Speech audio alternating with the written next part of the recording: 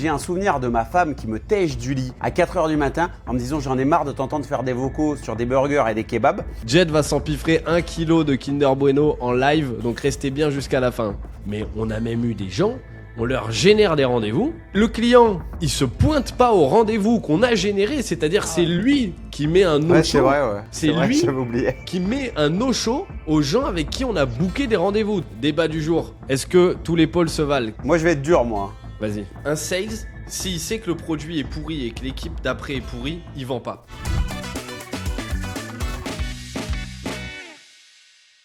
Allez, on est parti. Poivre et Sales, épisode 4, avec Jed et Gus qui s'est laissé pousser les cheveux et qui s'est rasé la moustache. Bon, je suis à mon 10e Irox de l'année. J'ai regardé un dernier film d'horreur, il y a pas longtemps, il est super. Tu le fais mieux que Gus lui-même. T'es mieux que lui. Ouais.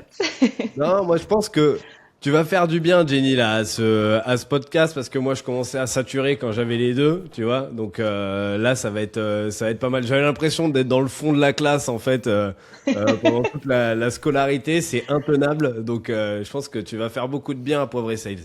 Ouais, j'ai vu. Non, en vrai, c'est good vibe, c'est très drôle. Mais oui, je vous regarde, je prends des popcorn et c'est vrai que du coup, il y a un peu les petits derrière qui bavardent, qui sortent un peu, tu vois, du sujet à chaque fois. C'est normal. Mais on va pouvoir revenir sur les présentations. Bah, quand même, c'est ta première apparition, donc on va pouvoir Yes. y revenir. J'ai un pote qui écoutait le podcast qui m'a dit un truc très marrant l'autre jour. Un pote qui habite à Berlin, qui est consultant, lui, Salesforce, chez Capgemini. Et il m'a dit, j'ai beaucoup aimé le podcast. Je me suis vraiment retrouvé dans ce côté entre le start-up et le PMU, entre la start-up et le PMU. Donc, Ok. a priori, on aurait trouvé un juste milieu entre ces deux mondes. On a réussi à réunir ces deux mondes. Donc, Jenny, bienvenue dans le PMU. Ouais. Bienvenue dans le monde de la start-up. Et j'ai trouvé... Elle est plus start-up et nous bar tabac. Je pense que c'est un peu plus ça l'histoire. Il y a un peu de tout. T'inquiète pas, j'ai vu la Jenny PMU aussi. Ouais, ça existe. Mais j'ai trouvé ça assez... alors, c'est à la fois grossier et à la fois très fin et très délicat si on veut en comprendre le sens. Et j'ai trouvé ça très juste finalement sur l'ambiance qu'on essaye de donner sur Poivre et Sales. À l'heure où on se parle, c'est le premier épisode de 2026 qu'on est en train de tourner. On en a déjà sorti en 2026, mais là, on est de nouveaux humains de 2026, de nouvelles versions Bonne année. de nous-mêmes. Bonne année. C'est vrai, meilleur vœu. Comment vous allez? Quelle est la petite humeur du jour, là, tous les deux? Eh ben, je vais laisser Jenny démarrer ou on va me traiter de gouja sur la toile. Ouais, pour une fois qu'il y a une nana, du coup, honneur aux femmes, du coup. Ouais, non, c'est bien. Bah, ça va, c'est la reprise, semaine de reprise, bonne vibe, bon mood, en tout cas, après 2 semaines de vacances, donc du coup, c'était cool. Ça a permis de bien couper, en tout cas.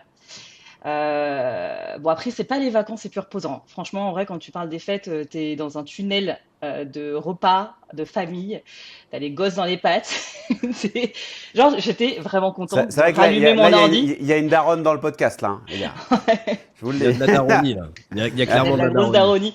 daronie. Ouais. Mais oui, du coup, j'étais hyper contente en fait de me dire, j'ouvre mon ordi, je suis installée à mon fauteuil, je reprends mes petites habitudes parce qu'en fait, ma jauge sociale, elle a juste explosé quoi pendant 2 semaines.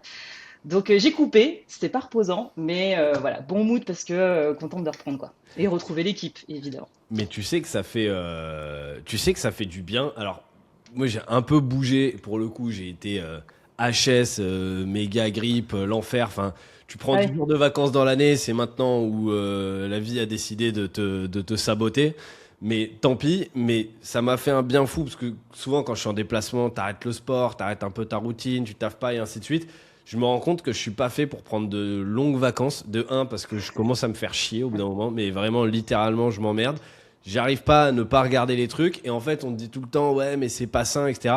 Mais en fait, c'est sain si tu le fais dans le bon dosage. Et c'est sain si ça te va bien et si t'aimes bien ce que tu fais. Donc, qu'est-ce qui est le plus sain entre se mettre d'énormes tunnels et être en semi-burnout et d'un coup couper parce qu'on a besoin de couper et de tout arrêter, plutôt que à l'année essayer de trouver un espèce de dosage ou quelque chose qui te va bien entre le taf, tu vas bosser 2 heures, 3 heures, même quand tu es en congé, ou tu vas répondre à un petit message. Et là, ça me fait du bien de rentrer, de reprendre le sport, reprendre la routine. Je suis assez d'accord avec toi. Surtout après des vacances un peu chaotiques comme celle-là, quoi. Ouais, tu manges, tu fais que manger. Enfin, t'as l'impression d'avoir une autre vie pendant 2 semaines. C'est cata, quoi. T'as l'impression d'être une oie, quoi. C'est le gavage, quoi. Gavé. Jed, Bon, et Jed, toi? Non, moi au top, des fêtes famille, hein, donc rien de bien fou, kiffé. J'ai pas vraiment coupé, moi non plus. C'est-à-dire que je suis de la team un peu Jules. Moi, j'aime bien tout le temps faire des trucs, mais work hard, play hard. Vraiment, c'est l'idée. Et je trouve que les 2 semaines de congé, moi, m'ont permis de faire des trucs qu'on fait pas le reste du temps. Notamment réfléchir au contenu, à ce genre de choses. manger des Ferrero Rocher, par exemple.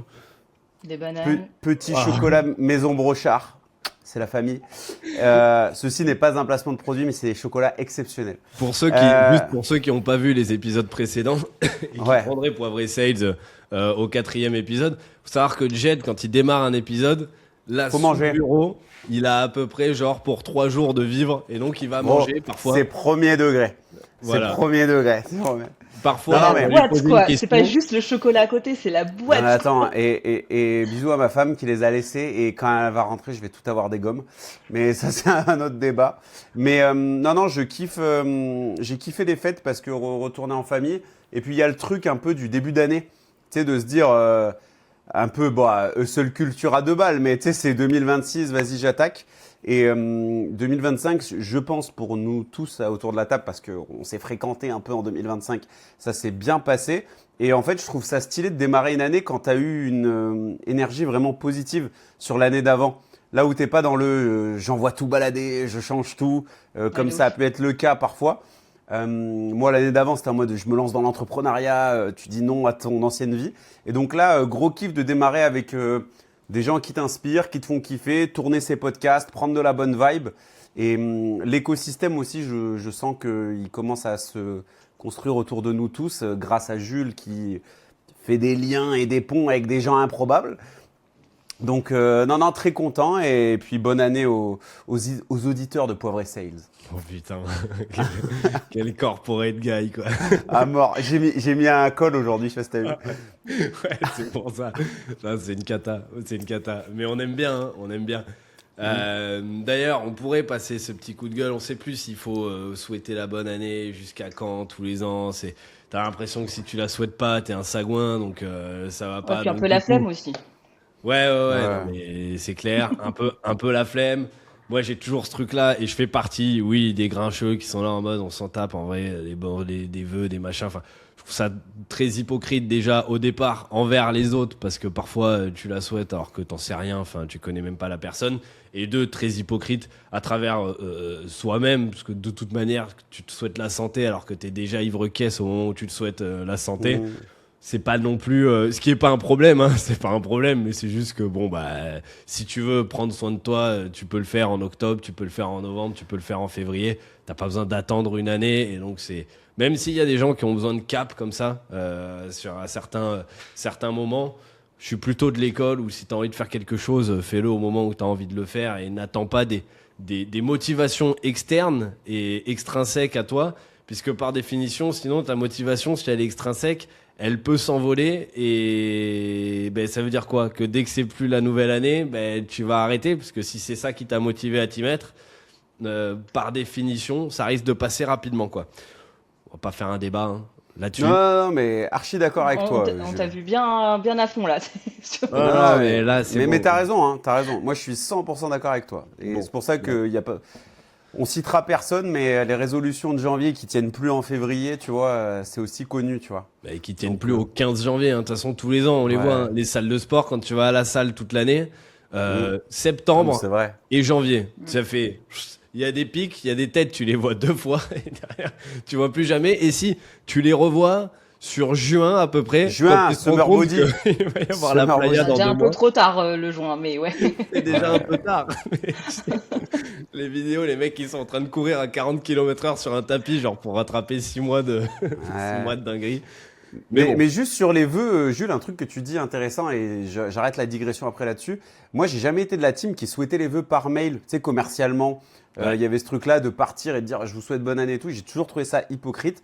Par contre, pour faire de la prospe et ce dès le début d'année, je trouve que, et Jenny m'a entendu peut-être le dire une ou deux fois, souhaiter les vœux aux mecs quand vous êtes en prospection, que ça marche ou que ça marche pas, bah, c'est quand même un truc assez sympathique qui vient briser la glace, qui justifie aussi des fois un appel. Donc, n'en abusez pas avec des mails, avec des trucs tout faits là. Meilleurs vœux, bonne année, truc. Mais par contre, en prospe, quand vous avez un mec en direct, bah, souhaitez-lui une bonne année, d'atteindre ses objectifs et la santé, la famille. Voilà. Ouais, faut avoir un juste milieu, je pense. Ça fait toujours plaisir de recevoir des vœux à un moment où tu t'y attends pas. Enfin voilà, tu te dis, ouais, bon, ok, ils ont pensé à nous. Bonne année en mars. Par exemple. Non, non. Mais moi, je trouve que c'est toujours une petite attention qui fait plaisir. Tu t'y attends comme tu t'y attends pas. Enfin voilà. Après, c'est de la manière de le faire, quoi. C'est sûr, si c'est très institutionnel, bon après, voilà, c'est classique. Tu peux toujours envoyer des petits cadeaux. Voilà, on pense à toi, quoi. Allez. Mais bon, oui. Moi aussi, je pense à vous, en tout cas. Ah. Allez. Bon, qu'est-ce qu'on va faire aujourd'hui? Classique, hein, les 10 minutes d'intro qu'on arrive Respectez. respecter, classique. Alors aujourd'hui, on va avoir, bon, vous connaissez maintenant le principe, la petite ardoise, on travaille en flux tendu, hein, c'est des nouveaux produits toutes les semaines, des nouveaux sujets, des nouvelles thématiques, comme dans un bon restaurant. Donc sur l'ardoise, on a apéritif, menu, on en a un petit peu parlé, l'humeur du jour. En entrée, les pires clients qu'on ait eu, parce qu'on parle souvent vente, mais on parle rarement de l'après. Jenny, experte de la compte management, donc qui est clairement du côté sales aussi de la force, puisque les account managers font aussi partie des équipes sales. Ce sont des unités de revenus à part entière et qui travaillent la rétention. Donc, quels sont les pires clients qu'on ait? Est-ce qu'il y a des patterns aussi qu'on a pu reconnaître chez différents clients, chez les mauvais clients, notamment dans le service? Et le gros débat du jour, ça va être, est-ce que tous les pôles se valent dans une boîte? Est-ce que l'admin vaut le sales vaut la delivery vaut le SAV vaut le juridique, et ainsi de suite. On a souvent des guéguerres de clans à l'intérieur des boîtes. Est-ce que ça se vaut ou pas? Pour le dessert, Jed, tu nous as préparé une petite surprise classique. C'est la sucrerie, hein. C'est sucrerie en chef, Jed. Donc au début, il mange des chocos et derrière, il arrive avec la petite douceur. Il me fait une réputation, elle va être exceptionnelle. Je pense que tu te l'es Oh, elle taillée. est toute douce, la réputation, elle est belle. Oui. Tu Ça te l'es va. taillée toute seule, hein, ta réputation. De toute façon, depuis que je t'ai posé une question sur le premier épisode et que tu t'es envoyé un tuc dans la bouche au moment de me répondre, C'est archi vrai. je me suis dit, c'est bon quoi. Donc voilà, Let's go. on aura, tu sais, à la fin, bientôt, tu vas voir, le dessert, ça va être c'est quoi ce challenge où tu dois manger des petits Tu dois lus? manger le maximum de tucs? Ah non. Ouais, de tuc ou de petits lus, genre en mode en 1 minute, on te demande de manger un paquet de petits lus. Apparemment, c'est impossible à faire. Je veux pas faire le gros lard, mais je pense que je suis très dangereux sur ce genre de défi. Alors, en c'est live. pas une question de gourmandise, c'est vraiment une question de salive a priori, hein. On pourra Je- analyser ça au Là, ralenti. on est dans un débat que j'ai pas envie d'avoir à 12 minutes d'émission, mais vas-y, let's go. On le garde pour la fin. Restez Allez. jusqu'à la fin. Gus Watch va time. s'empiffrer. Jed va s'empiffrer 1 kilo de Kinder Bueno en live, donc restez bien jusqu'à la fin. Watch time. Et derrière, l'addition qui va prendre un tarif cette semaine. Vous allez voir, moi, le tarif, je voulais le mettre au podcast Légende. En tout cas, une émission que j'ai vue hier, ou un gars que j'ai vu hier dans une émission. Et je me suis dit, bon, tiens, il mérite peut-être son tarif de la semaine ou le petit tour de poivre de la semaine, puisqu'on voit beaucoup de choses. Et que c'est un podcast que j'aime beaucoup. Et c'est pour ça que je me permets aussi de mettre une petite cartouche, parce que si j'en attendais rien, eh bien, J'en dirai rien. Puisque j'en dirai rien, puisque je n'aurais pas regardé cette émission. Poivre et Sales, épisode 4, on est parti.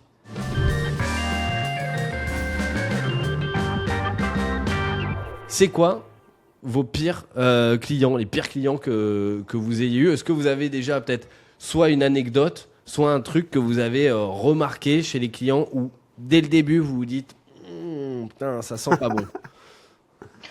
Bah, il y en a, hein. Enfin, franchement, il y en a et de toutes sortes, hein. Après, heureusement qu'on n'a pas que des clients comme ça, mais on a forcément des anecdotes. Je sais pas si Jet, tu veux commencer ou. Moi, je pense que je vais vous faire rigoler, moi, en vérité. Vas-y. Donc, sur mon dernier job de sales et à la fin head of sales, on gérait des restaurateurs. donc du fast-food principalement. Hein, pas bossé avec Paul Bocuse. Et donc du coup, on devait aider ces restaurateurs à gérer leur plateforme de livraison, donc Uber et Deliveroo. Et j'avais des clients qui travaillaient très très tard la nuit et qui pensent que tu es forcément dédié et sur leur chronomètre. Tu es sur le même fuseau horaire qu'eux. Donc moi au début, j'avais ce côté account manager ultra dédié, en mode non mais moi on m'envoie un message à 22h, à 23h, à minuit je réponds. Et en fait, j'ai travaillé avec une chaîne de restaurants que je peux pas citer parce que c'est des potes en plus, les mecs, je les adore. Mais ils ont des indépendants dedans qui sont ouverts jusqu'à 4h du matin. Et j'ai des souvenirs de moi dans le lit à 3h15 qui répond à des livreurs Uber qui viennent pas. Bref, des histoires de fous. Et le client qui te met une pression parce que tu l'as habitué en fait à des mauvaises habitudes. Parce que si on doit mettre un peu de philosophie commerciale, c'est quand même que tu as mal cadré au démarrage ta relation client. Tu as voulu tout faire pour plaire au client. Et donc, j'ai un souvenir de ma femme qui me tèche du lit à 4h du matin en me disant « J'en ai marre de t'entendre faire des vocaux sur des burgers et des kebabs. Donc, tu vas sortir du pieu et tu vas arrêter tes trucs. » J'étais sur des groupes WhatsApp avec des mecs qui vivent la nuit, en fait, tu vois. Sauf que toi, à 7h30, tu avais ta réunion. Enfin bref, j'étais complètement décalé et j'ai des clients qui m'ont fait des demandes de fou à 3-4h du matin. Et au début, tu démarres, tu as envie de plaire au client, donc tu réponds.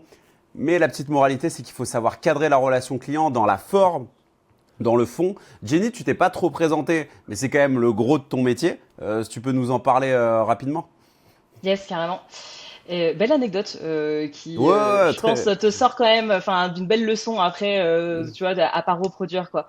Ouais, quand on est account manager, c'est pour ceux qui connaissent pas le métier, parce que de toute façon, il y a des anglicismes de partout et des équivalents de métier, mais en gros, c'est l'interface entre le client et l'entreprise. C'est de faire en sorte que le client soit content, que la collaboration se passe bien, que le client reste, de gérer aussi des problématiques qu'on peut rencontrer avec le client. Donc vraiment, pour le coup, c'est la personne clé qui va venir faire en sorte que tout soit opérationnel et que tout se passe bien. Et tu l'as dit, Jules, en démarrage, c'est que du coup, il y a cette casquette à la fois super care, donc du coup, on prend soin du client, mais aussi à la fois business. Donc faire en sorte que ton client, en fait, déjà, il gagne de l'argent, si c'est son business de faire de l'argent, évidemment, et que il te rapporte aussi de l'argent, donc en restant avec toi le plus longtemps possible. Donc c'est vraiment toute cette partie-là. Donc forcément, quand tu discutes avec des clients, tu es dans des moments où ça se passe bien, c'est tout rose, c'est la lune de miel, mais tu as aussi des moments où il faut gérer des problématiques ou des besoins ou des attentes un peu élevées. Donc forcément, on est dans des situations parfois un peu rocambolesques avec des clients où tu es là, tu fais mais de quoi il me parle? Comment est-ce qu'on gère ça? Du coup, comment est-ce que du coup je solutionne le problème? Donc voilà, mais ouais, il y en a plein des histoires comme ça. Moi, j'en ai pas mal. Hein. Tu nous en pioches une. Tu vas pas t'en, tu vas pas Tu t'en vas pas te sortir défiler, comme hein, ça. ça Tu n'existe vas pas pas nous ici. Ouais, il y endormir. en a. Tu vas pas On nous citera pas endormir le nom, on avec. citera pas d'entreprise. Non, faut pas citer. Non, non, non. On va pas. Évidemment, mais tu as raison, juste pour revenir sur ce que tu disais, l'histoire de cadrage est hyper important dès le départ. C'est que tu poses en fait les fondations de ta relation avec ton client. Donc si tu dis jusqu'où il peut aller, jusqu'où tu peux l'aider et surtout recadrer le plus tôt possible pour qu'il n'y ait pas de débordement parce qu'après ta collaboration elle est ingérable. Donc du coup vraiment savoir être un peu responsabilisant un peu quelque part auprès du client, de lui dire ok, moi je m'engage à faire ce travail-là, mais toi aussi tu t'engages dans la collaboration à respecter plus ou moins notre approche, notre manière de fonctionner. Donc, voilà. Et là C'est un pour le peu coup c'est une la. question des horaires quoi. En tout L'onboarding, cas, c'est un peu c'est un peu ce qui va donner la tonalité. Tu donnes la première note derrière de ce qui va se passer. Et c'est là où c'est important. Il y a des personnes qui considèrent que parce qu'ils ont dit quelque chose à un client pendant le process de vente, en gros, ça a été dit. Et souvent, l'onboarding, tu vas simplement reprendre ce que tu as dit dans le process de vente, juste dans une relation différente. Parce que tu étais de prospect à commercial. Et là, ça y est, t'es de client maintenant à fournisseur ou à partenaire. Et donc, l'oreille, l'écoute de la personne est différente. Parce que pendant le cycle de vente, elle était concentrée sur quoi? Sur la pression un peu de la vente, sur le prix, sur est-ce que ça va fonctionner. Et donc, elle n'était pas encore dans la projection de l'après. Par contre, de redire ces choses-là et de remettre un peu sur papier ces différents points, qu'est-ce que tu peux attendre de nous et qu'est-ce que nous, on peut attendre de toi. Et c'est là où il y a plein d'insatisfactions d'ailleurs et de choses qui se gèrent mal a posteriori. Parce que au départ, on n'a pas donné les attentes. Voilà ce que t'attends de nous et voilà ce que nous on attend de toi. Et souvent, on considère que c'est juste le prestataire. On peut attendre que du prestataire, mais non.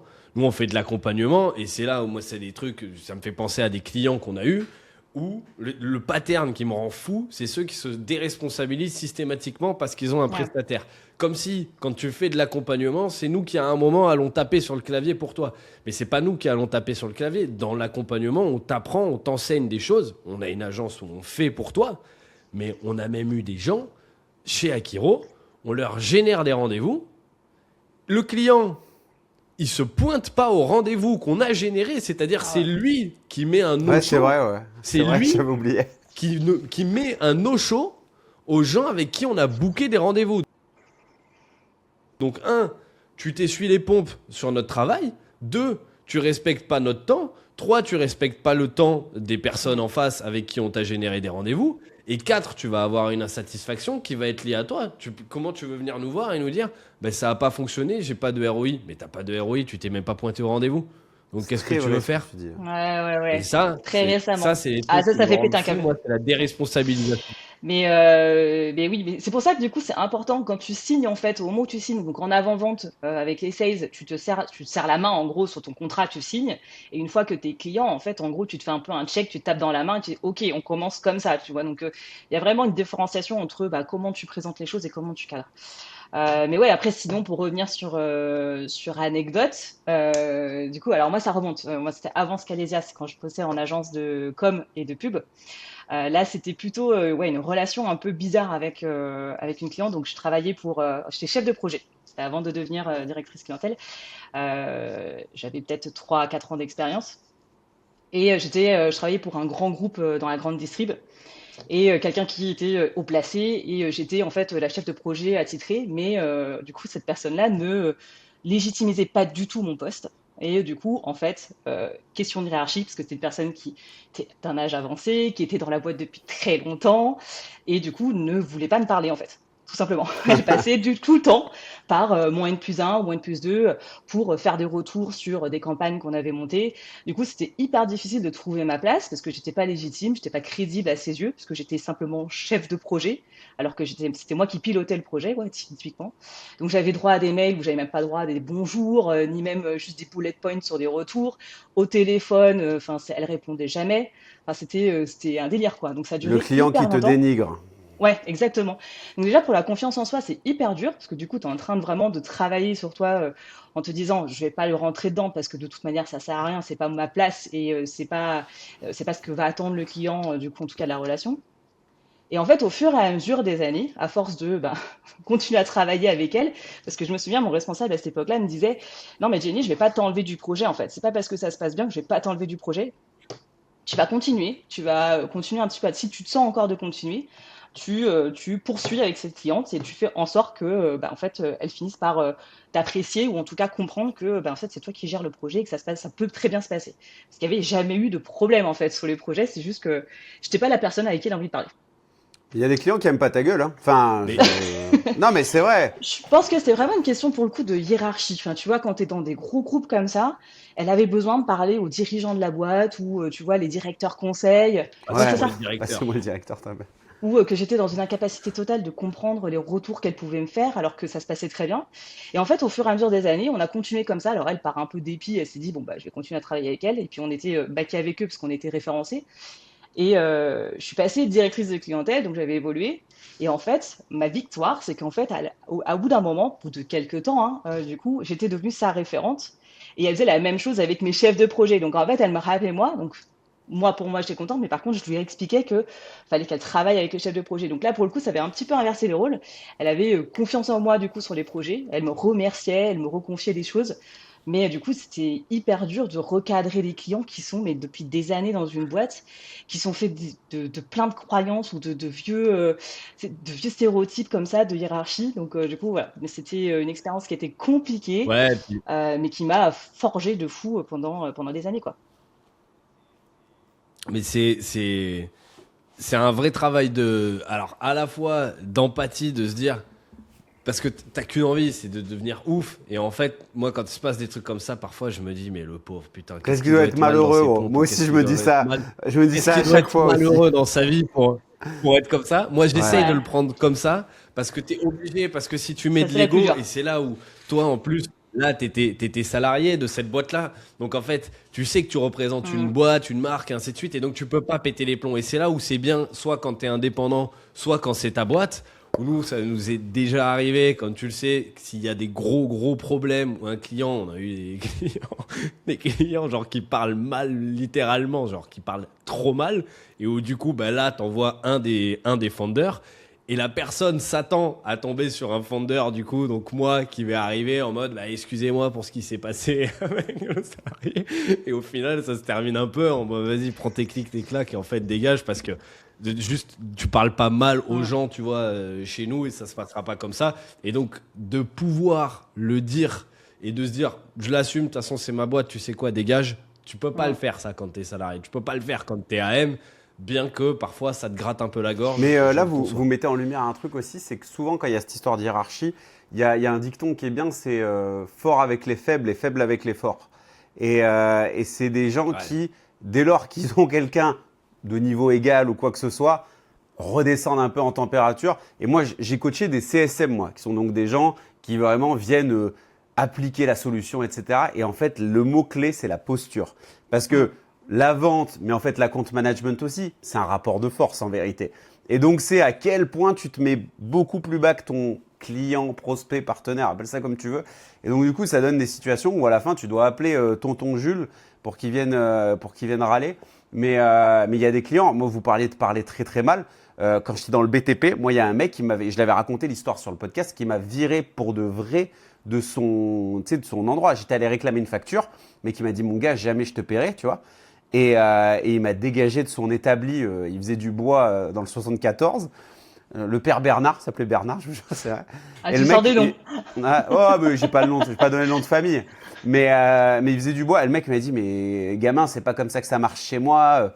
Tu sais, mais presque à coup de pied au cul, tu vois, à te sortir de l'établi et tout. Et en fait, c'est aussi de la relation commerciale, apprendre à se faire payer. Parce que là, on parle uniquement de relation, mais Jenny, toi, t'en sais quelque chose, d'aller chercher les factures, de faire en sorte que tu sois payé en temps et en heure, respecter en fait, tu vois.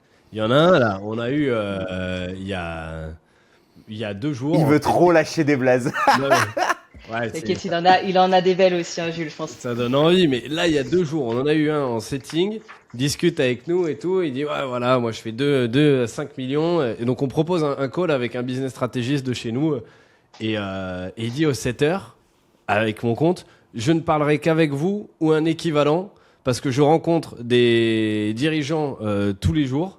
Et je ne parlerai qu'avec vous un équivalent. En gros, je décline le rendez-vous sinon. Je dis bon et tout. C'était il m'envoie le screen et tout. Je me dis chelou, machin. Je me dis bon, grand compte, à voir, tu vois. Le mec, on va voir. Site Wix avec un lien broke, Linktree. Tu sais pas s'ils sont 11 ou 50, mais il y a personne dans la boîte, etc. Tu comprends pas le truc, tu vois. T'es là en mode, mais les mecs, faut arrêter de s'inventer des vies. Et surtout, ça veut rien dire. Tu vas parler à des gens qui sont ultra compétents en interne. Enfin, où t'as vu que Oui. Enfin, à quel moment tu crois que moi, pareil, toi, parce que les gens se sentent exclusifs en fait. Mais gars, on a 200 leads par mois. Imagine si tout le monde disait non, mais moi je veux parler que avec un fondateur ou un équivalent du fondateur. Parle avec des mecs qui sont capés, qui parlent avec des gens tous les jours, des entrepreneurs et qui ont l'habitude. Soit tu as envie d'avancer, soit tu n'as pas envie d'avancer. Résultat, bah, on a mis un petit peu un stand-by dans la conversation et il y a rien qui s'est fait, quoi. Et souvent, le founder, il n'est pas autant au fait de l'opérationnel que ce super business stratégiste qui fait 15 calls à la journée, Bien sûr. qui est hyper qualifié, qui est bon. À Donc, terme, tu rouilles. Hein. Moi, entre quand je prenais bien sûr. 10 calls par jour pendant je sais pas combien de temps et quand tu sors un peu de l'opérationnel, mais bien évidemment qu'à un moment donné, tes sales les mieux formés, bah, ils sont beaucoup moins chauds. rouillés que toi. Les pitchs, ils sortent oui. beaucoup plus rapidement. Les mots sortent beaucoup plus rapidement parce que même si tu vas avoir un recul, une expérience, un aura de founder, un truc, si tu n'exerces plus ou tu exerces moins, tu auras toujours ce regard de coach, d'entraîneur et ainsi de suite. Mais toi, quand tu vas l'appliquer, tu vois, tu prends n'importe quel entraîneur de foot qui a pas tiré un péno, bon, le mec il est coach et il coach les plus grands, mais si tu lui demandes de tirer un coup franc, c'est pas lui qui sera le meilleur dans l'équipe pour le faire forcément, quoi. Non, mais très clair. Après, ça dépend. Enfin, tu vois, là, ton cas, je pense qu'il était clair, mais tu vois, c'est là où il faut prendre les choses avec des pincettes. C'est-à-dire que le gars, il a exprimé un besoin qui était celui de se dire j'ai envie de parler avec un équivalent de moi, mais tu as peut-être son besoin réel qui derrière en fait cache quelque chose d'autre qui n'est pas celui d'aller chercher quelqu'un en face de toi enfin, en face de lui qui est l'équivalent, mais plutôt de se dire ah en fait si ça se trouve c'est pour mon boss à moi, j'ai besoin de le rassurer en embarquant un founder. Donc c'est là où il faut Mais trouver lui, un petit non. peu, tu vois, le ouais, voilà, mais lui Lui, non, il est mais je veux founder. dire tu vois, Ouais. tu peux avoir d'autres cas où justement tu te dis bah, attention quand même entre le besoin exprimé et le besoin réel, parce que parfois, tu vois, tu as des sujets qui peuvent être traités, enfin, qui peuvent prêter à interprétation. Donc, du coup, aller chercher, tu vois, creuser un petit peu si c'est vraiment une question d'ego parce qu'il avait besoin de parler avec quelqu'un, ou peut-être qu'il y a un autre besoin derrière Non, qui est un mais petit peu plus profond et qui mérite d'être traité, voilà quoi. Mais ça c'est ma partie un petit peu plus care, tu vois, où Ouais, Mais mais j'essaie ça c'est un peu là s'appelle où plus client. Là, on c'est est l'écran de prospect, donc fumée. c'est pas, ouais, c'est pas pareil. Ouais. C'est ça, c'est moi, l'écran de fumée, quoi. j'ai moins Mais de t'as raison. patience. J'ai moins de patience avec ça. Et puis surtout, c'est juste qu'avec le temps, avec l'expérience, il y a aussi des flags, parfois des orange flags ou des red Ouais, flags, bien et sûr. que plus ça, on va le détecter tôt, plus on va gagner du temps, nous, dans la vente, plus on va faire gagner du temps aussi le nombre de gens qu'on n'a pas fait rentrer. On a une raison de la perte et une raison de la disqualification qui sur HubSpot qui s'appelle mauvais fit avec le prospect. C'est-à-dire que tout est qualifié, on peut le faire rentrer, la personne a envie de le faire rentrer, mais juste mauvais fit absolu. Et on n'a pas envie, on sait que ça va être le bordel. Et ça, au début, tu les fais rentrer quand tu lances une boîte de service parce que tu as besoin d'argent, parce que tu as besoin de faire ça. Et donc, tu vas un peu serrer les dents parce que quand on t'agite un billet sous le nez, tu te dis, bah, j'ai besoin de vivre un moment et de payer les gens. Mais à terme, tu sais que ça va, si tu fais rentrer cette personne, Ouais. ça va te coûter beaucoup plus cher en charge mentale pour l'équipe, en argent, en machin, en delivery, que si ça continue. Enfin, que si tu dis non, quoi. Voilà. Mais c'est L'usine là à où gaz l'account derrière. management, Ouais. il est important. C'est que il y a des prospects, tu as envie de leur dire oui pour l'aspect financier, mais il y a tout un coût qui n'est pas calculé, qui est le coût de gestion d'un compte. Et c'est la charge mentale de ton AM, c'est le temps qu'il ne met pas ailleurs, etc., etc. Et nous, on se rendait compte qu'il y avait des prospects, oui, sur le papier, c'était ultra stylé, mais la réalité, elle est des fois différente parce que le gérer, enfin, c'est pour ça que gérer et signer des comptes, c'est compliqué. Moi, j'avais la chance des fois de faire l'entièreté du cycle. Et il y a des comptes, quand c'est toi qui vas les gérer, bah, je peux Tu t'assurer les que tu prends les pas. signes pas forcément. Ah, Parce que, tu me fais la passe D parfaite, je pense, pour le plat. Hein. exactement. Là, tu me donnes envie de passer au plat de résistance. Voilà. C'était l'objectif, mon Jules. Le gros débat. Putain, mais quelle expérience dans le podcast, toi, c'est dingue. Hein. C'est dingue. Ouais, ouais. J'attends ta venue en France, Jules, hein. Je vais faire un running gag de ça. Mais dès que tu viens en France, mon gars, t'es dans un studio avec moi. Mais je suis en France. Moi, on est juste pas au même Ouais, ouais, endroit. ouais. Et Non, donc- mais dans ma zone, t'as compris. Oui, donc invite-moi dans ta zone. Bah, Et, Avec grand plaisir. et, Avec et, grand et plaisir. on tourne quand tu veux. Plat de Avec résistance.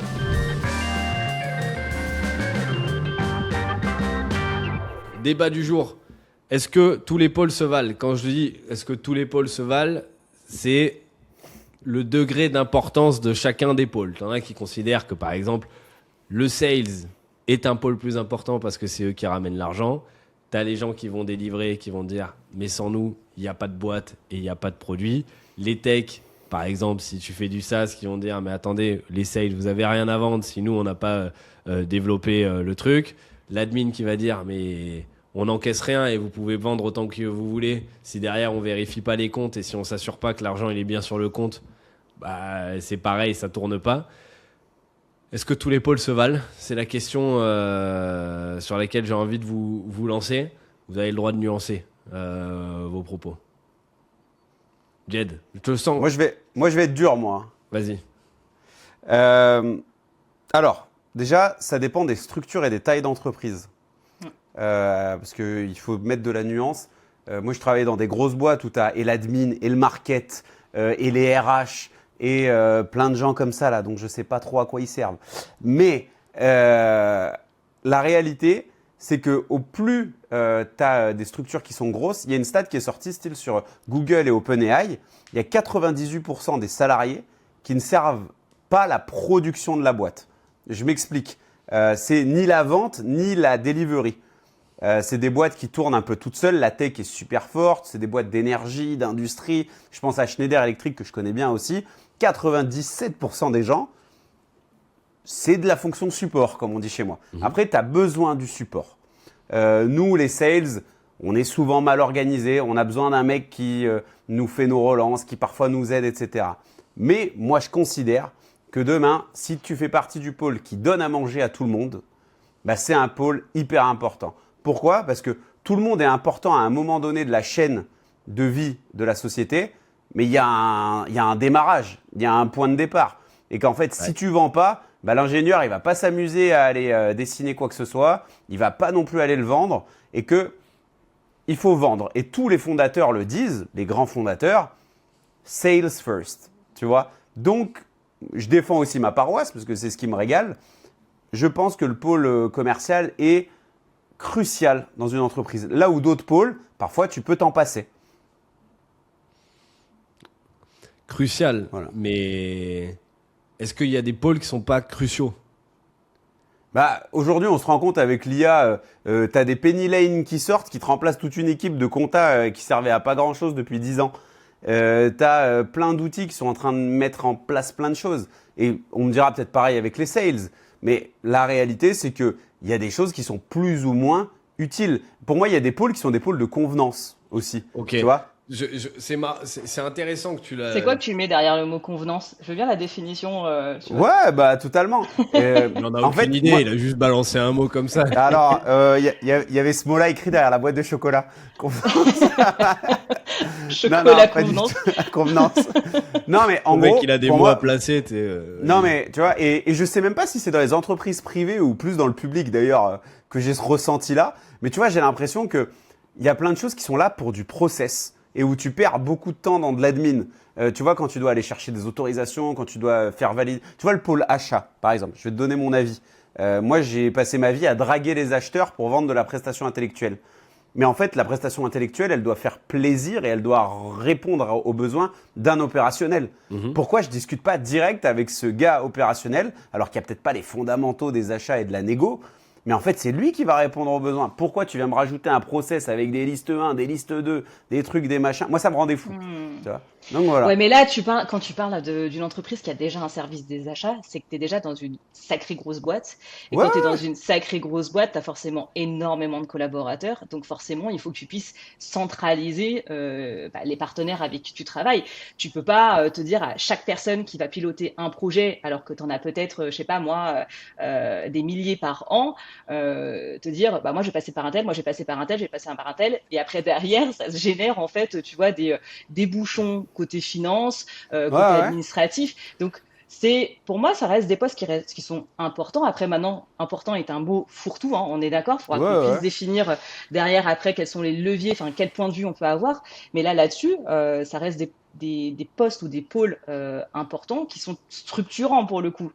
Tu vois, c'est là où, pour moi, ça reste des pôles essentiels. Maintenant, est-ce que c'est ceux qui portent la responsabilité du chiffre d'affaires ou pas? Là, ça dépend après derrière, tu vois, du point de vue qu'on peut se donner. Si tu as le regard production, si tu as le regard produit, si tu as le regard chiffre d'affaires, franchement, tous les pôles seraient top 1 dans n'importe quel point de vue, quoi. Enfin, Ok. Alors, c'est intéressant, mais je pense que la structure ne doit pas être. Enfin, le fait de se structurer ne doit pas venir justifier certaines choses. C'est-à-dire que, tu vois, ça dépend de la taille de l'entreprise. Je suis d'accord avec toi, mais c'est pour ça qu'aujourd'hui, est-ce que dans des structures qu'on voit, nous, tu sais, des boîtes, parce qu'on parle de grandes boîtes, mais le tissu économique français, c'est des PME. C'est-à-dire qu'à 80-90%, c'est des petites boîtes. Est-ce qu'en vrai, le gars qui fait du sales toute la semaine, il a besoin de 5 jours de sales? Je suis peut-être pas sûr.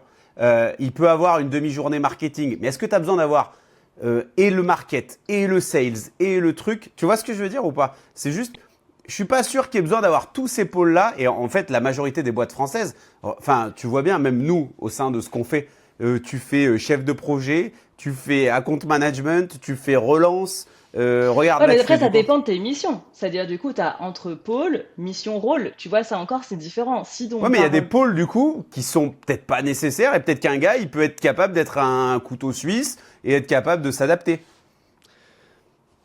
Je pense.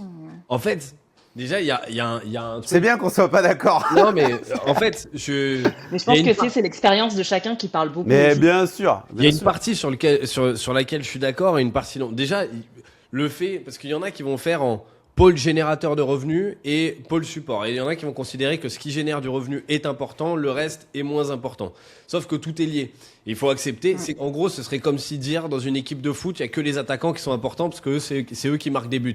Et que en gros, le milieu ou le défenseur, bon, finalement, oui, on pourrait l'enlever, tu vois, ça irait. Ce qui est vrai et ce qui est faux, parce que tout ne tient pas, tu vois, sans ça. La réalité, c'est que effectivement, sans la partie sales, tu fais pas rentrer d'argent. Enfin, ça va être compliqué et rien ne se vend. Et donc, l'idée, il y a qu'à voir. Hein. Tu mets des ingénieurs dans une pièce, des inventeurs, les mecs qui ont inventé les trucs. C'est pas eux qui sont riches, c'est pas eux qui font les plus grosses boîtes. Hein. C'est clair. Non. C'est prouvé aux États-Unis. Les meilleurs, en tout cas par rapport aux différents passés, les meilleurs entrepreneurs sont des sales ou ceux qui arrivent à faire les boîtes les plus capés économiquement parlant et qui fonctionnent le mieux parce qu'il y a ça. Et donc, un projet reste à l'état de projet s'il n'y a que la personne qui est là pour créer l'ingénieur et ainsi de suite. T'en as qui s'en sortent très très bien et t'as d'excellents ingénieurs. C'est pas ça que je dis.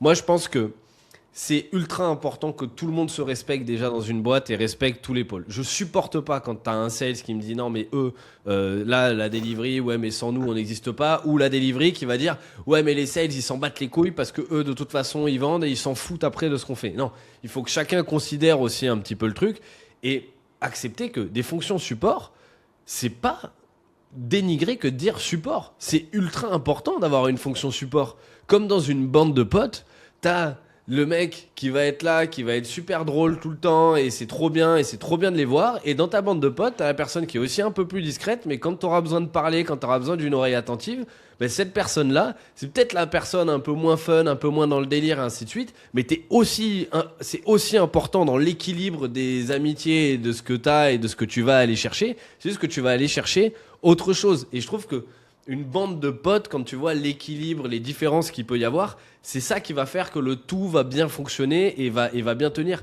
Et dans une boîte, pour moi, c'est exactement la même chose. Si tout le monde C'est ça que j'appelle respecte- la convenance, hein, Jules. Ah bon, Tu sais que- non mais en gros, ce que Moi, je non. veux te dire, c'est que tu vois, non mais si on reprend ta bande de potes, s'il Ouais. n'y a pas le gars qui vient générer ce rassemblement et ce truc, il peut être aussi sympa qu'il veut, le mec qui t'écoute, tu le verras pas. Mais ça dépend. Il y en a qui... Après, d'un point de vue humain, il y a plus de barrière de je fais quel pôle, etc., etc.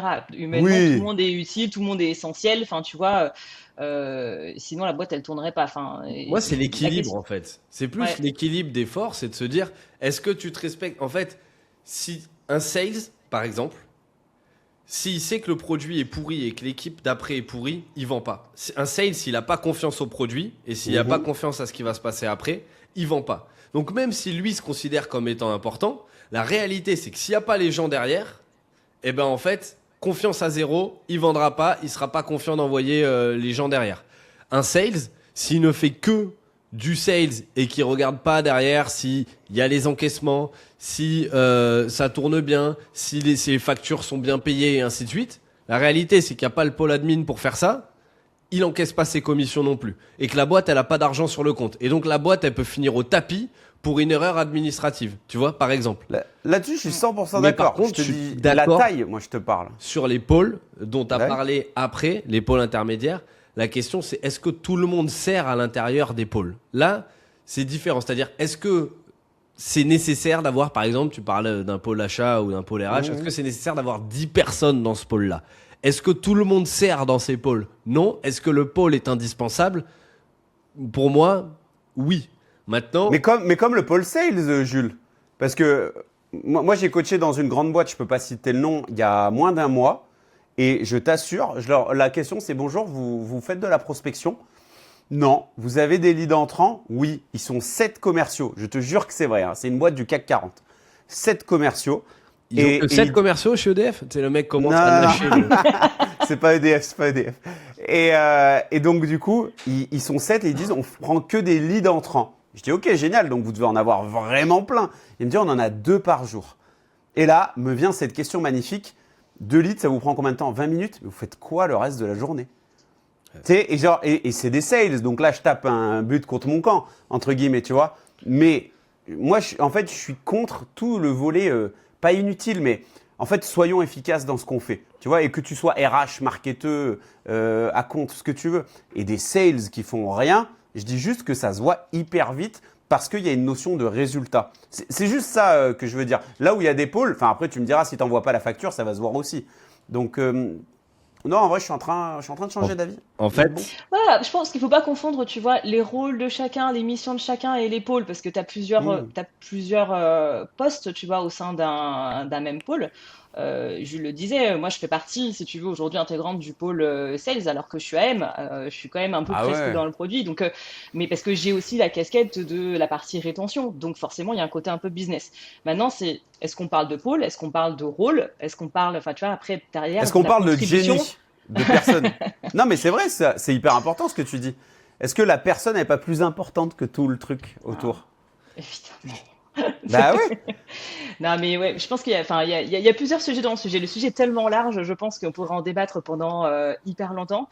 Je vois Jules, il est en train d'écrire sur un petit bout de papier, là, il est en train de non, se mais dire, parce que attends, ça je m'a vais fait mettre naître. Non, mais ça m'a fait naître. En fait, ce que disait Jet, ça m'a fait naître un truc. C'est est-ce qu'il n'y a pas des pôles qui sont juste élémentaires, de la même manière que tu as 3 couleurs primaires et que de ces 3 couleurs Merci. De ces primaires, 3 couleurs, t'en fais naître plein. t'en fais naître plein. Et donc, Ouais. est-ce qu'il n'y a pas des postes, donc notamment produits, sales, market admin, tu peux pas lancer une boîte de toute façon si t'as pas ces 4 activités. Derrière, tout le reste vient se greffer autour de ça. C'est ça. Mais il y a Ça des évolue. trucs qui sont élémentaires où, de la même manière que tu peux pas passer en CP ou tu peux pas passer en sixième si t'as pas eu l'école élémentaire au départ, si t'as pas fait CM1, CM2, etc. Je sais même pas si ça s'appelle encore comme ça aujourd'hui. Mais, Si, frérot. Abuse pas quand même. Ouais. ouais, mais les gars, Le gars déconnecté. Ah, tu mais sais. ça va, on n'a pas non Il y a- plus il y a- changé il y a- de il y a- génération. il y a le enfin, les collège, gars. il y a le collège, les gars, ou non, pas? mais parce qu'il y a pas longtemps, j'ai appris qu'il y avait plus de notes, il y avait plus de trucs et tout. Non, Juste, je crois qu'il il y y a a plus le bac. Parcoursup, c'est tout. Il y a plus le bac, il y a plus le bac, ça Non, c'est mais vrai. il y a Attends, plus quoi, de il y a plus de notes. bac? J'ai appris qu'il y Il y avait a plus l'épreuve du bac. Non, C'est mais- du contrôle Attends. continu, les gars. Oui, voilà, ben tu vois, non mais parce que Oui, ça oui. change tout le temps. Donc il y a ça, Waouh. il y a plus de notes. Je crois que au niveau des sections comme on avait nous S, Il n'y a plus d'options. Il y a Oui, plus voilà, d'options. c'est ça, Il y a c'est plus ça. d'options. Tu donc, choisis mec, tes options en fait. Ouais, j'ai ouais. pas 200 piges, mais de la même manière que Ouais. moi, mon daron, il disait alors t'es en quelle classe? T'es en T'es en 8e. bac G. T'es en T'es en 8e. bac G. T'es en bac G. Quand t'étais en CM1, pour lui, t'étais en 8e, tu vois. Ouais, ouais, ouais. Ah, de fou, hein. Ah, Ouais, tu ça, m'as c'est clair. Et replongé. donc, il a eu ça pendant je sais pas combien de temps. Et alors lui, qui suivait du coup il suivait ça, mais comme il suivait le top 14 ou autre chose. Mais il suivait ça comme un championnat, tu vois. Donc tous les ans, il disait, ah, toi, t'es quoi, 9e, en 10e, là? Je dis, non, non, là, je passe le bac l'année prochaine. Mais... Et tu vois, mais bref. Pour te recentrer, Jules, les histoires des Recentre-moi. couleurs et des pôles, ouais, je te recentre avec plaisir. Les histoires des pôles, franchement, c'est hyper important. Et en vrai, je fais exprès de prendre la posture un peu méchant loup dans cette histoire parce que je veux juste dire que quand tu crées ta boîte, c'est trop bien que tu t'aies abordé le côté genèse d'une structure. Mais en fait, qu'est-ce que tu viens mettre en premier? Et même toi, dans ton rôle d'AM, Jenny, en vrai, sous-côté à quel point tu es utile à la... Comment on pourrait appeler ça? Pas, tu dis business, mais pour moi, c'est même l'upsell, tu vois? Parce que c'est, OK, on a déjà bossé ensemble, comment on peut aller encore plus loin? Et il y a des pôles qui sont, no disrespect, hein, mais les gens qui font du QHSE, les gens qui font de la RSE, des trucs, c'est quand tu as atteint déjà un stade. Non, mais c'est vrai. Non, mais attends, le bilan carbone, le truc, le machin, je suis désolé, mais moi. Non, mais. Est-ce que c'est attends. vraiment important d'avoir des handicapés dans la boîte là, t'arrives. Non, Les mais mecs. pas du tout. Et Non, le mais réchauffement climatique, allons-y. Non, non, pas Est-ce du qu'on tout. s'en taperait pas là? Alors, je ne prends l'avion que X fois par an. Mais bon, bref, c'est pas le débat. Mais premier degré, c'est que en fait, quand tu arrives à te poser des questions comme ça, c'est que tu as atteint une taille où il y a des normes légales qui. Bien Ça évidemment. aussi, il y a des normes Bien légales. évidemment. Tiens, parlons-en ça. Tu sais, quand tu fais ton pestel et que tu viens analyser le poids légal. Non, mais c'est vrai. Non, mais- Le poids légal, il vient peser sur ta structure et t'imposer des pôles qui avant n'existaient Mais pas. même les Un pôle comités, juridique. des comités d'entreprise, des trucs Mais que c'est tu dois ça, gars, avoir le au bout, CSE, gros, d'où ça sort? au bout d'un moment où tu dois avoir à partir de 50 personnes, etc. Oui. Tout ces- Combien de boîtes restent à 49, Jules? Mais bien en sûr. vrai. Bien- mais Combien bien de sûr. boîtes restent à 49? Bien sûr. Je connais Ah, des gens on qui restent recrute. à 49 pour pas avoir d'obligation légale. Et effectivement, tu as des pôles du coup qui naissent d'obligations légales. Mais il y a qu'à Exactement. voir une start-up qui se lance d'un point de vue RGPD, qu'est-ce qu'elle mec, s'en carre le cul Mais ouais, honnêtement. ouais. Qu'est- Mais mec, t'en branles. incroyable que tu dises ça. Je vais faire crier chez moi. Moi, mon frère, il est contrôleur de gestion, tu sais, auditeur. Ouais. C'est un poste qui existe dans plein de grandes boîtes. Il audite des très très grosses structures. Et en fait, il va compter que tout se passe bien chez eux.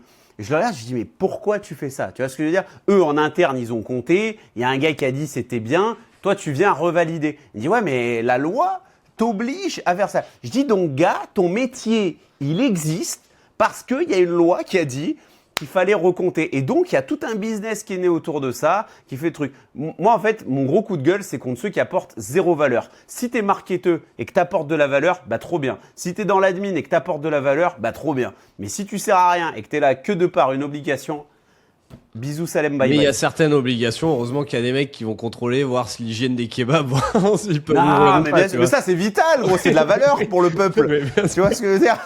Mais tu vois. Mais Après, il y a des bons kebabs, gros. Ils passent pas le F de Philippe Etchebest. Tu vois ce que je veux dire? non, un bon kebab est un kebab sale. Voilà, un bon kebab est un Bidon. kebab sale. Point barre. Non, non. Point barre. Il faut Anyway. se salir les doigts, quoi. Bon, Ouais. on arrive sur.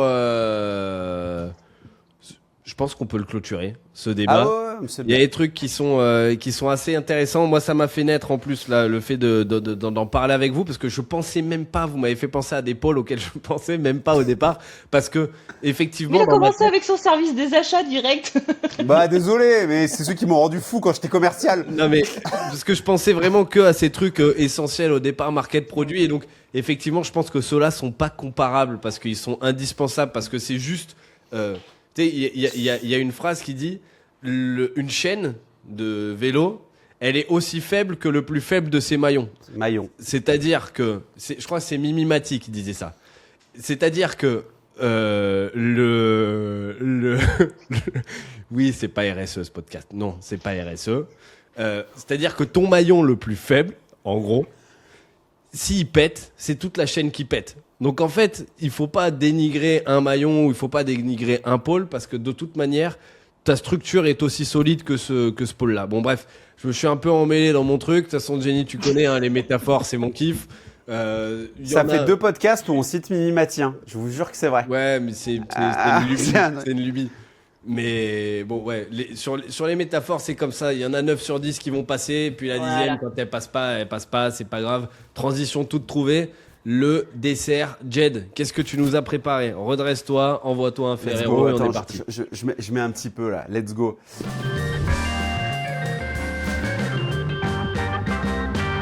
Alors, pour le dessert, aujourd'hui, j'ai envie de vous parler de mon coup de cœur de cette année, qui est un coup de cœur pour moi qui dure depuis plus de 10 piges. C'est la plateforme YouTube. Certainement, alors je sais pas, là vous pouvez nous écouter sur plein d'autres plateformes maintenant, grâce au Père Jules, en audio, à la salle de sport, tout ça. Mais la réalité, c'est qu'à la base, on s'est dit, venez, on fait une émission pour YouTube. Pourquoi? Parce qu'on est aussi des mordus de YouTube. Et YouTube, en 2025, vient de terminer une année assez dingue. Et je voulais vous parler de choses plus grandes que le divertissement, que le business, notamment avec le divertissement. Et vous parler des plus grosses vidéos YouTube qui ont marqué cette année. Alors, sans rentrer dans le détail, mais la vidéo qui a fait le plus de vues, je me concentre sur le marché francophone, d'accord? Et après, on débattra les uns et les autres de notre rapport à YouTube. Mais dans le top, les 2 vidéos qui ont fait le plus de vues, c'est Squeezie, avec 2 concepts. Donc, le pire date numéro 4, c'est avec Inoxtag, Amine et Gotaga. Donc, on comprend aussi qu'avec de gros invités, sur des gros concepts, tu ramènes des vues. Et le deuxième, c'est Qui est l'imposteur? Ça fait quand même 4 ans C'est celui qu'il a ce concept. avec C'est lequel Ricky Ramsey ou Et non, Jonathan mais il est Cohen plus- et Mr. il est- B. Mais non, mais ça, c'est d'année d'avant. Sur cette Ah, de année cette année de vie. Et ouais, c'est avec Tiakola et SDM. Je sais pas si avec C'est la lui rêve. qui a fait le plus de vues? Bah, ouais, 19, je pensais pas. il y a plein de rêves pour les jeunes, la mangue, plein de Ouais. petits trucs comme ça. Je sais pas Je suis si même vous pas sûre l'avez. d'avoir vu celui-là. J'ai clarifié de la mangue, et j'ai fait un fusion avec de la fleur d'immortel. La mangue. Excuse-moi, mais le level de l'enquête qui est menée derrière moi, c'est exceptionnel. J'ai mis de la mangue. Il n'y a plus rien. De la mangue. Exceptionnel, c'est une dinguerie absolue. Il y a aussi une vidéo qui est numéro 3. Moi, je crois que c'était pile au début de l'année dernière. Je sais pas si vous avez la ref du petit clash Villebrequin. Ah oui, Qui a- oui, oui. Et Pépite. c'est Pierre Chabrier vous a menti. 17 millions de vues. Elle C'est est quand même- incroyable. Ouais, Bah non, ouais, mais c'était même période, c'était début d'année. il c'était souhaitait ça. la Et bonne on année est et rentré tout. de vacances, bam, il y avait eu ça. Et en fait, la vidéo qui suit, c'est encore Squeezie, et c'est une vidéo qui est sortie il n'y a pas si longtemps que ça, qui réussira à stopper le train. Donc on est sur du divertissement, je ne sais pas si vous l'avez vu, il passe 10 épreuves et il faut arrêter le train. Et il y a une autre vidéo, je crois que c'est sur la chaîne d'Inox, le dernier survivant de la secte, où là ils sont un peu plus sur ce qu'ils appellent de l'urbex, etc. Mais tout ça pour dire que sur les grosses vidéos qui ont marché en France, on voit qu'il y a du divertissement, on voit qu'il y a des personnalités et qu'il y a des concepts. Et en fait, moi YouTube, ça me régale parce que on est tous les trois de la même génération et en fait, on est des enfants de la télé à la base. On a grandi avec la télé, De ouf. avec cette émission-là qui s'appelait Les Enfants de la télé, où tu avais les meilleurs moments de la télé.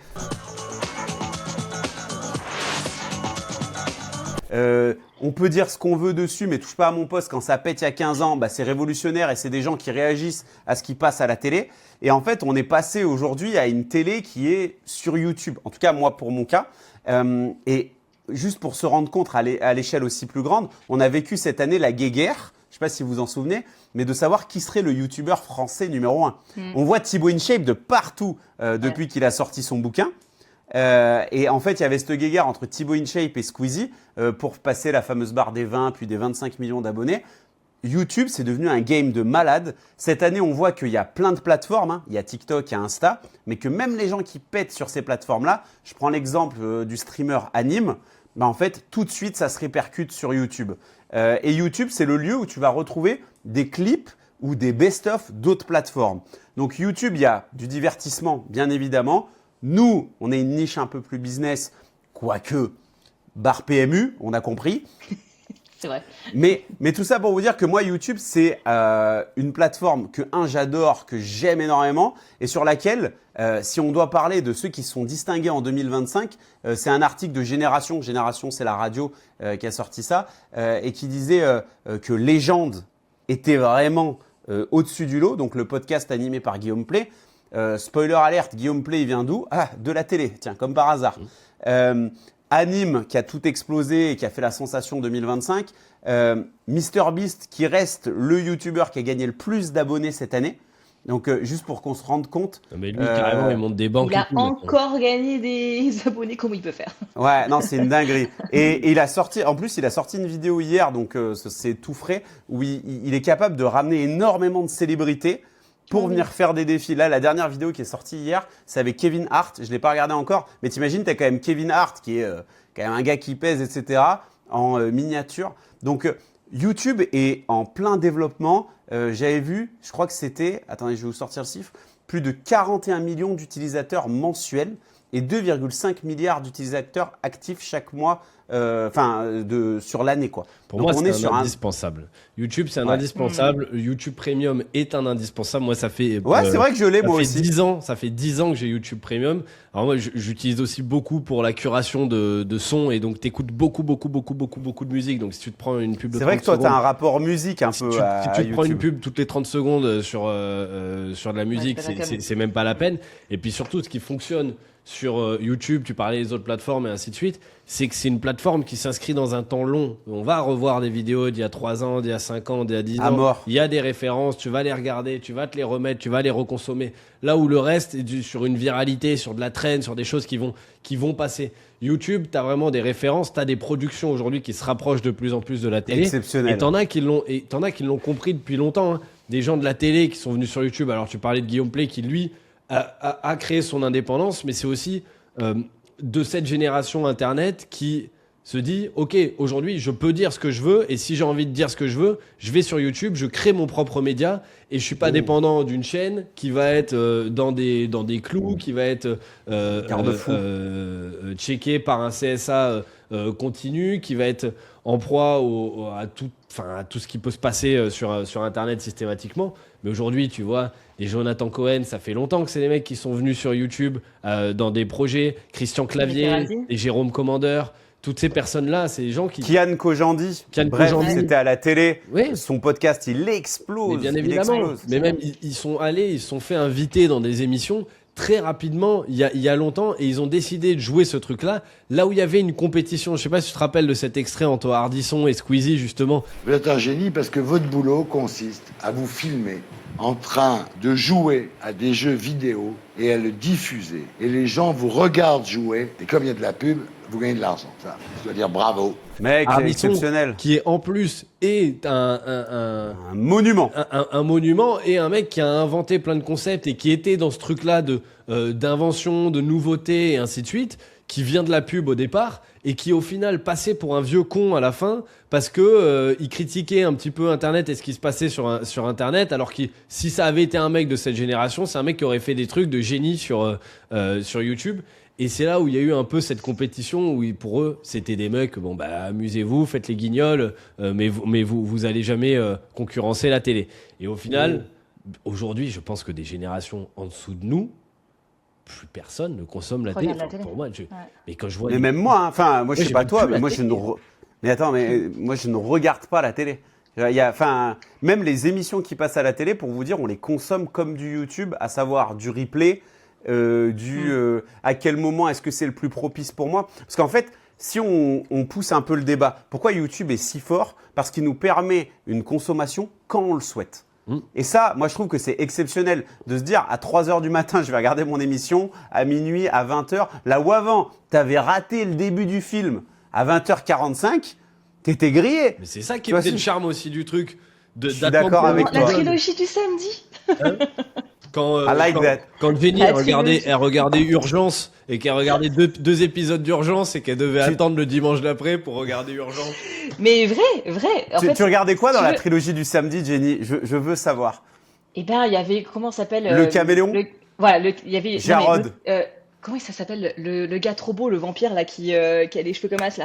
Comment ça s'appelle déjà Ah là, c'est Buffy contre les Parle de vampires. Buffy. Oui, il est dedans. Non, mais Oui. du coup, il y a la. c'est une sorte de- Angel. Ouais, Angel. C'est un spin-off. Ah ouais, c'est un spin-off. Ouais. Mais tu vois, moi, pour le coup, j'étais la génération. Enfin, je suis toujours. Je suis née dans la. Je suis née. Je suis vraiment la Tu es génération décédée. YouTube. Et en gros, à l'époque de Cyprien, Norman et tout ça, quoi. Mais j'ai raté le coche complet, mais de YouTube. Mais vraiment, j'ai télé à fond. Et depuis peut-être 3 ans, 4 ans avec mon mec, on s'est mis sur YouTube. En fait, c'est ma sœur qui me disait, je crois, un truc du type, ouais, moi, j'allume jamais ma télé. J'ai même pas, tu sais, à l'époque où tes télés, il fallait être sur l'antenne de la télé et tu sais, c'est plus les smart TV. Donc, du coup, t'étais un peu dépendant de ça. Et là, aujourd'hui, en fait, tu t'en fous de ça. Et on s'est mis dessus et on ne consomme plus du tout la télé, on consomme que du YouTube. Donc vraiment, j'ai l'impression d'avoir 150 ans de retard, mais par contre, vraiment trop cool le format. Et comme tu dis, tu peux regarder quand tu veux, tu peux consommer, vu que c'est des concepts qui sortent, tu peux regarder le premier épisode, comme le deuxième, comme le troisième, etc. Donc Oui, c'est vrai. c'est infini. Tu regardes un YouTuber, ça t'as des recommandations sur un autre. Ouais, c'est ça, le potentiel de découvrabilité aussi, d'arriver, moi, qu'est-ce que je kiffe, arriver sur mon écran d'accueil et qu'est-ce que vous êtes en train de me proposer par rapport à ce que moi j'ai envie T'as de regardé regarder. ça, je te recommande ça, bah ok, Et fine. même de s'envoyer des trucs entre potes. Ouais. Tu vois, sans des refs et, Et puis tout. business. Enfin, moi, ce qui m'a permis d'accélérer à un moment vraiment sur la connaissance business, c'est avant Skelésia et ainsi de suite, il y a 1 an et demi où je me suis attrapé sur j'ai décidé de bouffer tous les contenus français et anglais, US, australiens et ainsi de suite sur les thématiques sur lesquelles je voulais absolument me former. Et donc, il n'y avait plus aucune frontière. Et aujourd'hui, tu peux apprendre ce que tu veux. Et je me suis détruit à écouter 3, 4, 5 heures de contenu par jour au sport, Pareil. en étant mort. Je m'endormais avec. Et ça a permis une accélération et une multiplication juste folle. Parce qu'en réalité, les contenus, aujourd'hui, la qualité des contenus que tu as sur YouTube, c'est largement la qualité que tu peux avoir dans des trucs payants sans aucun problème. C'est juste qu'il faut que tu fasses ta curation personnelle. C'est juste qu'il n'y a pas quelqu'un qui a pris tous les éléments et qui te les a mis dans des modules, dans des chapitres, dans des formats et ainsi de suite. Ça s'appelle l'algorithme, ça, encore, des fois. Parce que pour peu que tu cherches 2-3 trucs, l'algorithme, il vient te les proposer après. Oui, mais c'est pas organisé, tu vois. T'as pas Ouais, des ouais, séquences, bien t'as sûr. pas un truc comme une formation, quoi, où tu irais suivre tout ça. Mais rien que pour l'apprentissage, c'est juste fou. Et c'est pour ça que t'as des mecs aujourd'hui qui arrêtent, qui disent à 16 ans, bon, ben voilà, c'est bon, j'arrête. Tu sais que c'est dans le top 10 des métiers, quand j'ai fait mes recherches pour l'émission, c'est dans le top 10 des métiers cités par les enfants aujourd'hui en primaire. Alors déjà, Quand tu leur demandes ce qu'ils veulent faire. Ça me Genre, être youtubeur? Être influenceur, youtubeur. Ouais. Ça me touche énormément déjà que tu aies fait des recherches pour l'émission. Ah, je bosse. Ça bosse. Ah oui, parce que quand tu regardes aussi les chaînes de télé, Arte, etc., qui sortent des chaînes YouTube, des Bah oui, variantes, tu vois, enfin, tous les docs, enfin, même tous les c'est bruts vrai, c'est aussi qui vrai. sortent, enfin, franchement, aujourd'hui, tu te documentes que là-dessus, enfin, pour chercher des informations, tu vas regarder là-dedans. Et C'est les tutos, t'as les une galère tutos. avec ta caisse de remettre un voyant à zéro, de faire un truc. Qui n'a pas tapé sur YouTube? Non, mais c'est vrai. C'est les Qui vidéos n'a- qui fonctionnent le mieux. Hein. Les Mais mec, tutos, elles sont exceptionnelles, le ces mec, vidéos-là. il y a 15 piges, il a fait une vidéo. Jean Bernard. Comment se tailler la moustache. Ça fait 15 ans que le truc, il est en top référencement. Mais attends, moi j'ai fait le parquet chez moi quand on a acheté. Tu crois que j'ai pas tapé? Comment faire du parquet stratifié? Bah, j'ai regardé Jean Bernard sur YouTube. Alors vous mettez ça. Attends, bébé, viens, on le remet en arrière et tout. J'ai vu une Attends. vidéo qui était très drôle justement qui passait sur Instagram où genre c'était en gros comment la meuf imagine son mec quand il passe pour un bricoleur, tu vois. Ah, Et je l'ai vu, elle j'ai croit vu, qu'on j'ai va vu. arriver avec la caisse à outils, qu'on va fermer la porte et qu'on commence à taper direct, genre en mode on sait ce qu'on fait. En réalité, dès qu'on ferme la porte là où on doit faire les travaux, on sort le petit écran et on regarde, on regarde archi comment il vrai. faut faire sur YouTube. Mais bon, c'est une galère absolue. YouTube, parfait. Transition parfaite aussi pour le petit coup de gueule, l'addition. Donc là, on a fait le dessert. Maintenant, l'addition.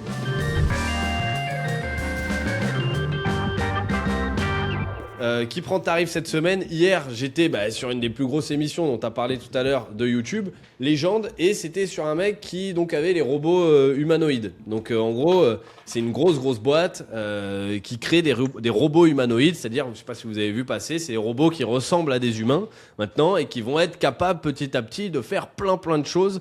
Donc demain, des tâches ménagères, te parler, te porter des trucs, enfin vraiment. Le truc assez fou. Aujourd'hui, il dit que ça coûte plusieurs centaines de milliers d'euros, plusieurs dizaines de milliers d'euros. Et alors, pourquoi j'ai envie de faire ce coup de gueule? Au-delà du robot, moi je trouve ça très bien sur l'innovation, mais le mec annonçait dès le départ, il dit, dans 5 ans, 100% des foyers français auront un robot humanoïde chez eux. Mais quelle connerie tu veux raconter? En plus, qu'est-ce que tu me racontes? Il n'y a même pas tout le monde qui a un robot aspirateur ou un Thermomix chez soi. Et toi, tu vas nous parler que dans 5 ans, tu as 100% des ménages français avec des gens qui gagnent pas d'oseille et que tu vas réussir à réduire les coûts. Parce qu'il dit, aujourd'hui, il y a 250 robots comme ça. C'est pour ça que ça coûte des centaines de milliers d'euros à produire.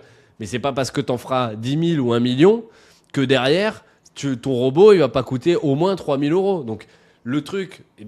Et je sais pas si c'est un effet d'annonce pour faire un peu le buzz ou quoi. Et l'entrepreneur, en plus, c'était intéressant et c'était passionnant vraiment sur le sujet, sur la thématique. Et je trouve ça vraiment impressionnant. Et heureusement que tu as des gens qui bossent sur ces thématiques-là.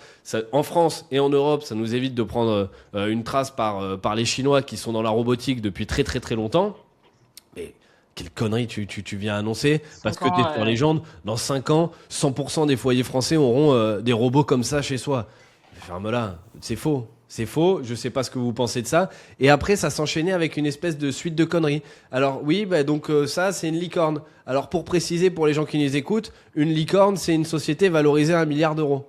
Ben non, c'est pas vrai. C'est une société valorisée à 1 milliard d'euros qui a moins de 10 ans. Et donc en fait, il y avait une espèce de série d'approximations comme ça, où je me disais, c'est bien, tu vois, les gens, au début sur le podcast, mais ils ont invité beaucoup d'entrepreneurs et je trouve que parfois les entrepreneurs qu'on arrive, ils savent qu'ils vont sur ce podcast-là, qu'ils vont sur Légende, qu'ils vont avoir une méga audience et à vouloir survulgariser les thématiques, en fait, on vient à enlever des points de détail, on vient à être approximatif sur des choses pour pouvoir parler au maximum de personnes, mais c'est pas parce que tu veux vulgariser des choses, que tu es obligé d'être tout le temps approximatif, que tu es obligé de raconter des conneries systématiquement ou de prendre des gens pour des cons, et parce que tu peux expliquer les choses de manière très précise. Et j'aime beaucoup ce podcast que je consomme, beaucoup, mais parfois, putain, les mecs, arrêtez on en parlait dans le dernier Poivre et Sale, arrêtez de vous inventer des personnages, des vies, parce que d'un coup, vous êtes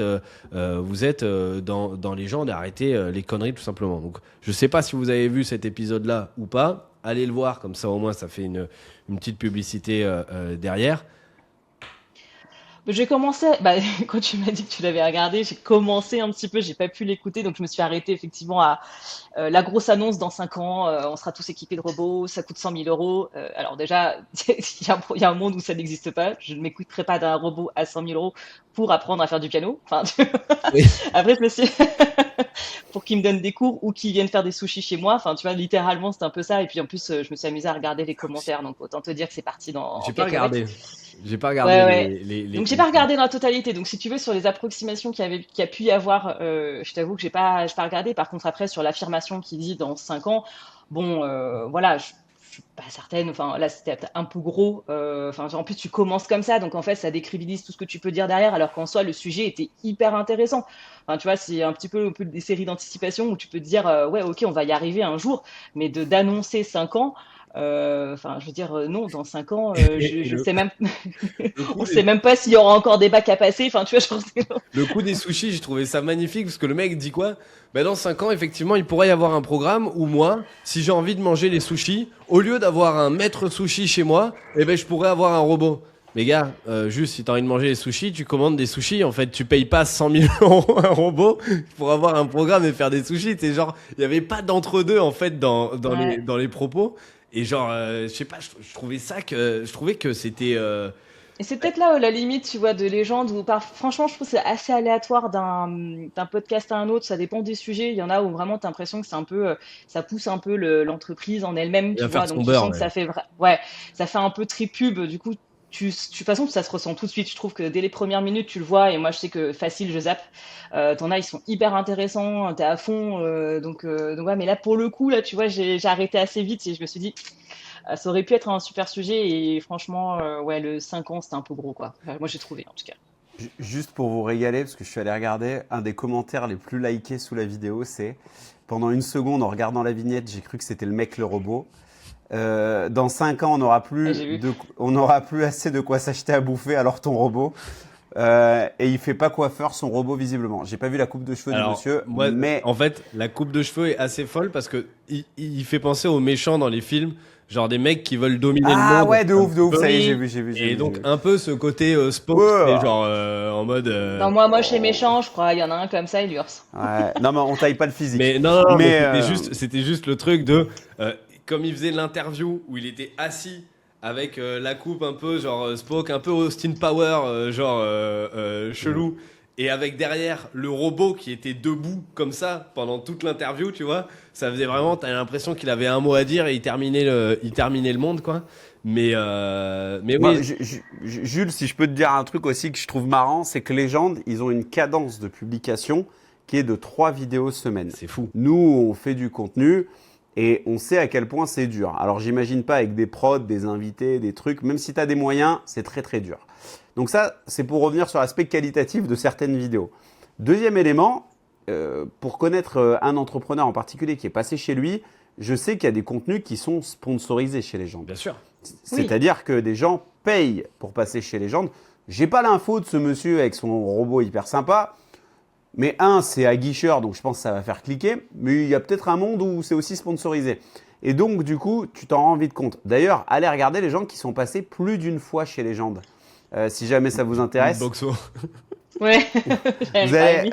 Ouais. Non, mais même pas que. Anthony Bourbon. Je sais Ouais. même pas si c'est sponsor Anthony Bourbon. Mais tu vois, même Mounir Lagoun de Finari. Je crois qu'il vient de passer pour la 2e fois. Mais ce qui n'est pas un problème en soi d'ailleurs, ni Non, de pas du payer, tout. ni. Même Sarkozy, il est passé 2 fois, je crois, si je dis pas de bêtises. Oui. Bah, il est passé avant la tôle et il est passé Et après, la tôle. ouais, il a fait en orange et pas en orange. Ouais.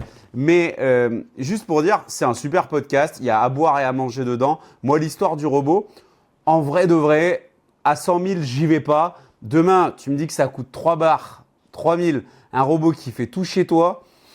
Voilà, c'est pas ouvert au grand public, ça c'est certain. Mais voilà. Ça le sera jamais. Mais comme combien de gens ont vraiment un ordinateur portable chez eux? Je parle de la vraie France, hein, tu vois, Même les tout le vrais monde n'a pas Français. encore de smartphone chez soi. Exactement. Et tu vas me faire croire que dans genre 100%, c'est pas le mec il a un doute ou il va dire 90% des foyers, non, 100% dans 5 ans. Pour le moment, il n'y a pas un gars qui l'a, mais dans Non, 5 ans, mais- c'est 100%. Effet d'annonce, on Ouais, est là pour mais faire bon, cliquer. Ouais, je trouve je que pense ça aussi. fait un peu l'effet inverse, tu vois. Et en fait, le pire, c'est que ça m'intéresse, les entrepreneurs, ça va être cool et tout. Et j'aime bien regarder ce Ça décrédibilise, moi, je Et trouve. dès le plus début, qu'autre chose. Ça manque de crée une réalisme. Ouais. réactance, et du coup, dès le début, t'as envie de tacler en fait tout ce qui va être dit. Et du coup, j'étais là en mode, tu sais quoi, je vais être attentif et je vais pas te louper sur tous les détails de ce que tu vas dire parce que c'est grossier. Voilà, c'est grossier dès le départ. Enfin bon, Non. bref, voilà. On c'était est J'arrive mon déjà petit, même pas à mettre en place mes ampoules Philips pour que ça fasse de la domotique chez Oui. moi. Voilà. J'ai essayé Google Home une fois. Donc, Ah, dans moi, un moi carton. ça ne marche pas, mec. C'est terminé, mais bon. Puis de toute façon, enfin, mec, les volets, les trucs, bon, ça va. Au final, tu vas quand même à l'interrupteur le temps que tu parles. Moi, j'arrive même pas à faire marcher Siri, c'est-à-dire qu'à chaque fois que je lui parle, j'ai l'impression qu'il se déclenche jamais, il fait jamais ce que je veux, ça prend 10 ans, il y a une latence.